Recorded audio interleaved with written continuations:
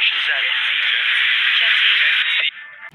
Generation zoomers the Gen Z ১৯৯৭ থেকে ২০১২ এর ভেতরে যারা জন্মগ্রহণ করেছে তাদেরকে বলা হয় দ্য জেনজি।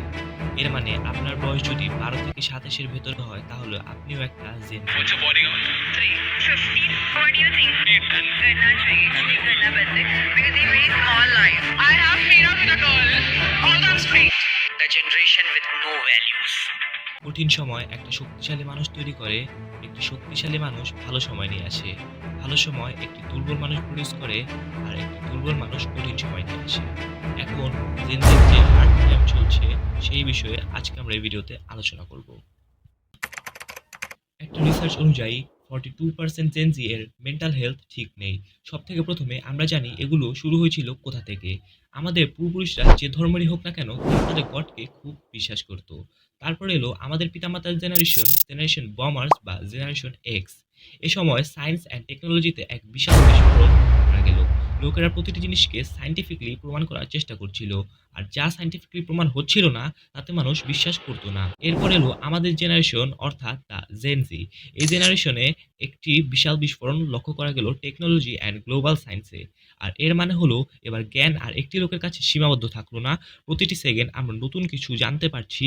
এখন আপনি সমস্ত জিনিসকে একটু একটু করে জানতে জানতে বেশি বেশি করে জানতে ভুলেই যাচ্ছেন।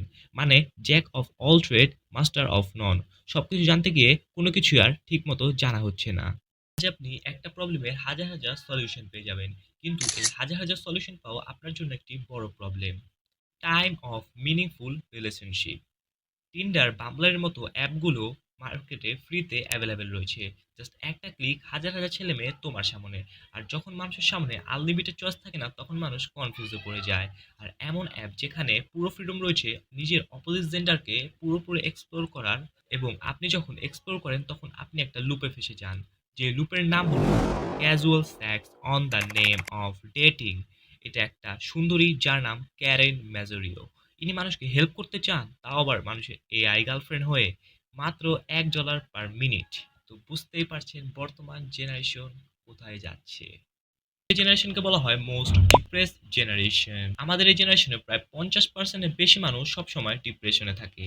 আর এর পেছনের একটা বড় কারণ হলো ফোন অ্যাডিকশন, যা প্রায় 45,000 কোটি টাকার ইন্ডাস্ট্রি। আর আমাদের দেশের এখন একটা বড় অংশ ফোন অ্যাডিক্টেড।